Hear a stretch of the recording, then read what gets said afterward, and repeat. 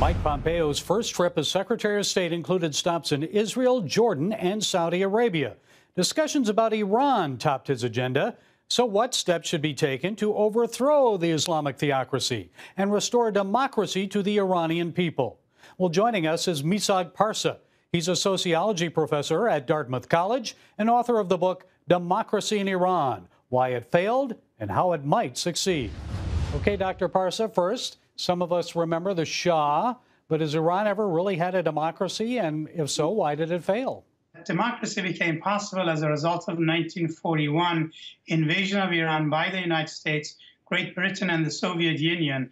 And the United States helped to establish a sort of democratic institutions during that time, which lasted until 1953. But the most democratic part of it, really, that period from 1941 to 1953, was mostly from 1951 to 1953. And then that came to an end as a result of oil dispute between Iran and Great Britain.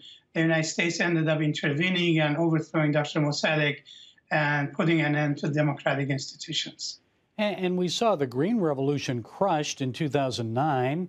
More recently, the protests late last year, and I think they even went into January a little bit. How could a pro-democracy movement actually succeed in Iran?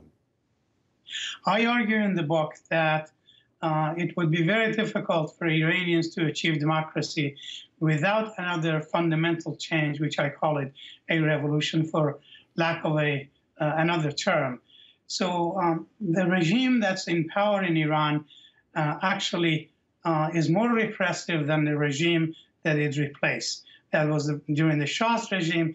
People had greater economic rights. People had greater social and cultural rights. So everything had improved during the Shah's regime compared to what we have now. The new regime, once they took power, they monopolized the political power, they promised democracy, but then excluded everybody that challenged them or competed against them, became rivals. And then they also seized the economic assets of the country. The vast majority of the assets are now, more than 50% are controlled by the clergy.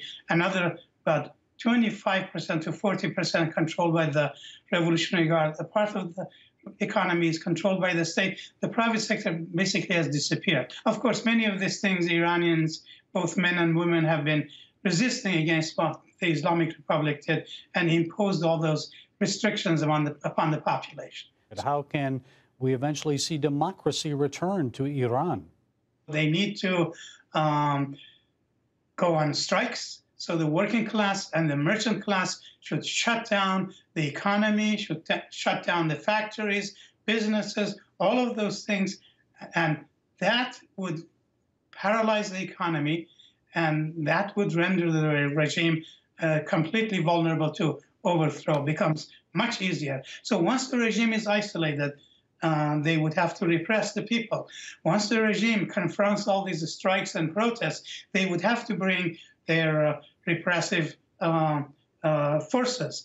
And those repressive forces that belong to the Revolutionary Guard, which is a main part of the support for the regime, and the Basij, which is a paramilitary force, along with the police, they would not be enough to repress them. So they would have to bring the army out.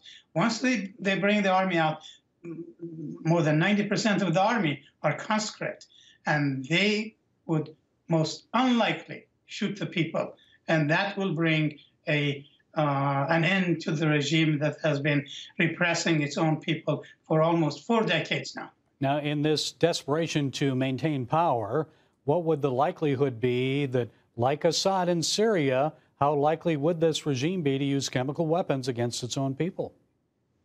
Well, it would be sort of difficult for them to reach that kind of situation. And the main reason is that... But would they do it?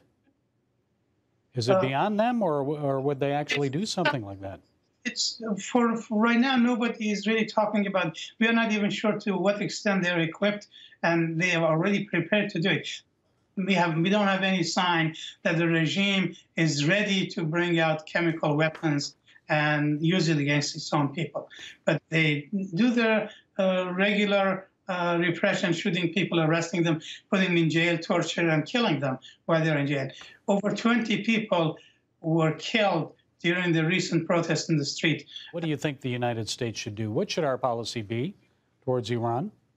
The United States should make sure that doesn't do anything that would unite the Iranian people ending up supporting the regime. Ayatollah Khomeini's regime was almost overthrown when finished 1980, 1981. Saddam Hussein attacked, and that ended up uniting the people and the government fighting against an external enemy. That's one important thing that the United States should be very careful to prevent. Right now, they are very divided. It's very polarized. The regime is becoming increasingly isolated, and the regime actually would like to have an external enemy, which is always death to America and death to Israel and so forth. So how would pulling out of the nuclear deal then affect that? The nuclear deal is not a major concern for the vast majority of Iranians, but the issue is that for them is the issue of human rights and freedom and democracy. And whether they pull out or not pull out, for Iranians, the vast majority of them is to get rid of the regime. This policy, this treaty and the other treaty with external powers is not the issue. Okay, so keep pressing for human rights and democracy in Iran. We're out of time, but Dr. Misag Parsa, we thank you so much for sharing your insights today. We appreciate it. Thank you for having me.